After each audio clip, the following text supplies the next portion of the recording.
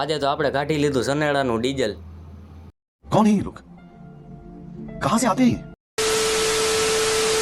તો પાર્ટ 2 માં તમારા બધા મિત્રોનું સ્વાગત છે। તો સવારમાં આપણે આવી ગઈ છે સ્પ્લેન્ડરને ધોઈ નાખી છે આપણે ટકાટક।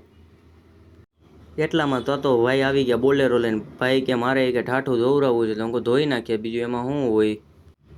તો એમાં બોલેરાને ઠાઠું જોઈને આપણો મગજ થઈ ગયો તો બેન ભાઈ।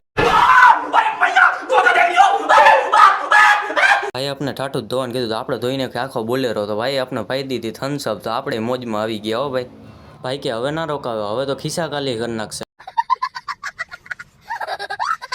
એટલામાં જા જોયું તો આપણું પ્લેટફોર્મ થઈ ગયું ખરાબ, તો પ્લેટફોર્મને ધોવું તો પડે ને। તો હાલો ધોઈ નાખ્યું છે આપણે ટકાટક ધોઈ નાખ્યું છે। જોજો કોમેન્ટ કરજો કેવું લાગ્યું।